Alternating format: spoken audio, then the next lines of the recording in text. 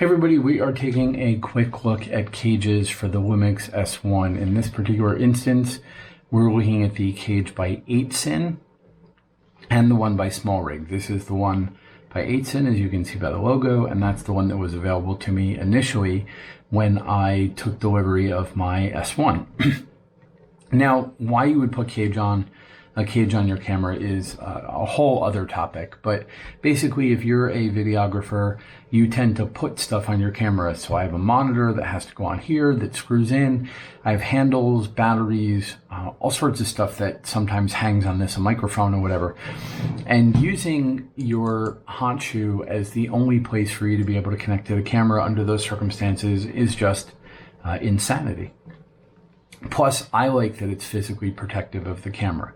So my GH5s, my GH5S, my Lumix S1, they have gone in cages when I bought them, and they stay in cages basically until you get rid of them. So now, the 8sin cage has a couple of features that are a little different than the Smallrig. But first, let's go with an overview. It's incredibly well made. Everything fits exactly the way the designers of the cage intended it to fit. The finish is awesome. The black coating is amazing. All the labeling is crisp and clean.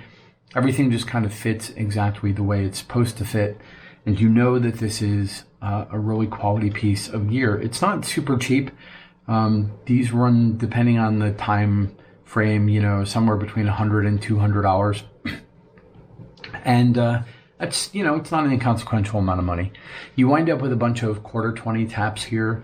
You have some smaller holes in the front that are not really for 1/4-20. You have a 1/4-20 here. You have an extra, flash mount like a cold shoe. You have some attachment points on this side. You have a whole bunch of them over here. And then obviously you can mount all sorts of stuff on the bottom. Now, it's worth talking about this side grip. This is where you're primarily interfacing with the camera with your hand. They've contoured it really well into the shape of the camera itself. So that works nicely. And because the Lumix fits my hand really well anyway, the extra bulk doesn't cause me any trouble. The extra weight's not really an issue for me either. And in fact, it adds a nice grip location here on this side where there normally isn't one. So for me, this is a pretty comfortable grip.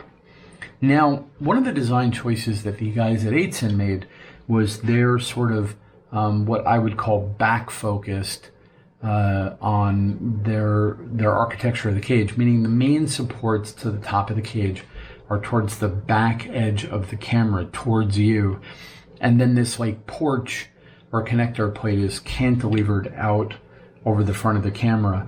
Now that makes for an aesthetically incredibly pleasing package, right? The cage sort of fits right around the camera. It doesn't really interfere with any of the controls. Obviously everything up front here is fine. Obviously everything in the back is fine. You don't really run into any difficulties for me until you get to this mode dial over on this side. Because of the way this cage is, it sort of prevents you from getting on top of that dial from the back. So you can see the dial is sort of in there underneath that part of the cage. So you primarily interface with it now through the front. And you see how I naturally grip it with my thumb and my forefinger and then middle finger, and then use this forefinger to hold the lock button down. That's fine, except now it's obscured all the writing on this dial. So even though they provided me with a white line to show me what mode I'm in, the actual number, the actual name of the mode itself is buried underneath the metal. Now, I haven't had the S1 long enough to memorize that, so this sort of causes me a little bit of fiddliness. And also when I hold the S1, see how my thumb is resting on this top bar? That means I can't curl my thumb over the top of the camera. So I wind up gripping the back of the camera with the middle pad of my thumb against this part of the camera. And my thumb does fatigue. There's some stress here on the back of my hand. Anyway, it's not a big deal. And I really like how tightly the cage fits. I liked everything about the look. But in the end, I am going to switch over to the Smallrig cage, and that was what will stay on the camera, and I will probably sell this one. For me, the Smallrig cage is just a better use case for the way I work with it. So anyway, this is the 8-cent cage.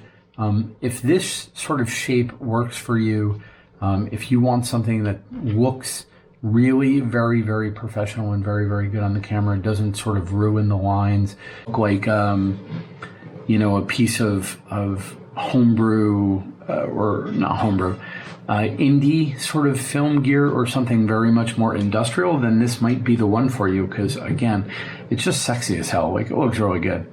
Okay, I'm gonna go ahead and switch over and put the Smallrig cage on, and then we will talk about that one as well. Okay, and this is the Smallrig version of the cage for the Lumix S1. So again, the fit and finish of this is pretty awesome as well.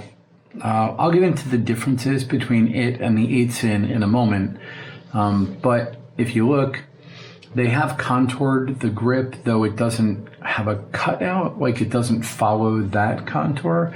But then again, it doesn't project as far forward either, right? Again, super, super comfortable to hold. Again, this bar on this side gives you something to grip over there. So if your rig is on the heavier side, that might be a little better for you.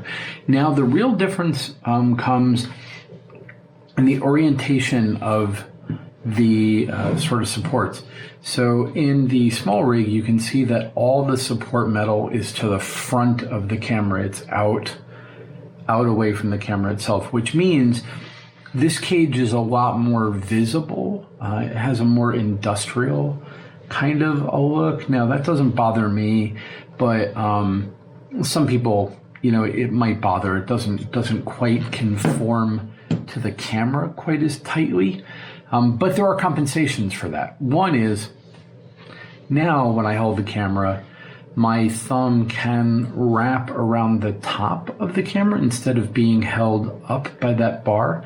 And what that means is that the weight of the camera is now being held against this part of my thumb instead of this back thumb pad being sandwiched here. And there's a lot of difference in the way the weight feels between here like that and essentially what was that position before. Obviously everything's very far out of the way. Because this bar is so far out of the way, this is an integrated Nato Rail right here. So you can just clip a bunch of stuff on. On the 8-cent, I would have had to bolt a Nato Rail onto it. So that's nice. These up here are actually much bigger holes. So you can put a Nato Rail adapter on there. You can do whatever you want to with it, which is interesting. There's a 1/4-20 here on the front. These are the mounting points, and the 8-cent has a version as well.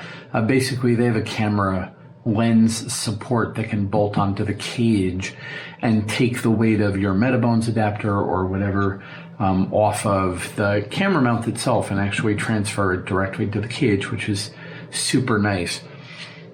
So one of the things that the advantages you get for this cage being a little bit bigger is, one, there's more room on the porch for things to happen. In this particular case, there's this nice, what Smallrig is starting to use a lot of, which is this sort of 3/8, I think 3/8 size bolt here, and then the locator pins around it, which is an anti-twist mechanism, which means if you're using one of the accessories that uses that mount, you see how it's got those two pins that sort of stick out from the sides. So that means when that's on the cage, you don't have to worry about it twisting. This was not an issue before this version of these sort of connectors came. I just used NATO connections, but still it's nice that it's there. And then I like that the camera strap pins here are sort of round roll pins, though I have to say there's something really secure about them being just milled in as a single piece. So, you know, 6 and 1/2 dozen the other.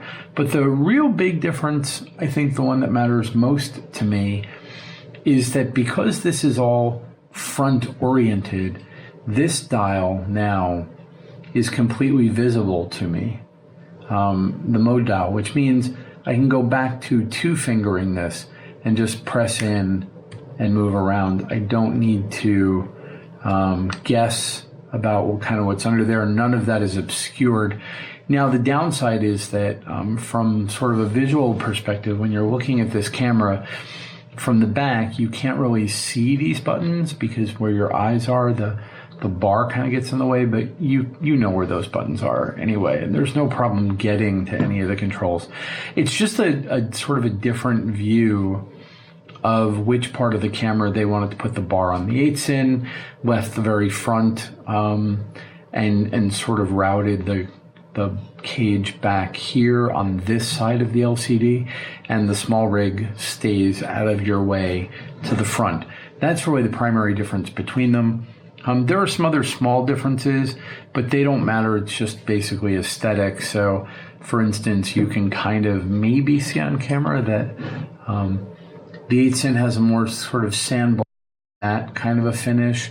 And in general, all the corners on the 8-in are like more compound rounded. So while there's a chamfer on all the Smallrig parts, the 8-in parts are just ever so slightly rounded. But in the end, it's the Smallrig cage that I'm going to be keeping, not least of which because it doesn't seem like it, but the spacing between the 1/4 holes here are not exactly the same, and that's not going to be, and they're not exactly the same by every manufacturer's cages. And because I am a Smallrig user, it makes more sense for me to stay with the Smallrig mounting system. In addition, this cage has many more of these sort of locator pin style connectors, and I use those for everything. I have little magic arms that have those pins on them so that they don't twist and spin around in the breeze. And I think the remote connector is a little easier to get to here, but that doesn't really matter. So both of these cages are pretty amazing. I would say the 8-in is probably a little better fitted to the camera in the sense that it's aesthetically a little bit tighter. But for what I do, the Smallrig is actually the more practical choice and matches all the rest of my equipment. The last thing to mention is one of the things Smallrig has started doing is you know how you always sort of don't know where your tool, your coin or whatever is? Smallrig's pretty aware of the fact that we all have that problem now. So they have magnetically attached a little key here. I don't know if it's going to wind up staying or if I'll wind up losing it over time, but it was a nice thought, and it was nice of them to put it there, and I'm kind of happy it's there. Anyway, both of these cages are really good. Which one you pick is just going to depend on which system you're in and what your aesthetic is. This cage is more expensive. Again, I've seen these in between $100 and $200, more towards the $200 side. I got the Smallrig cage for $99.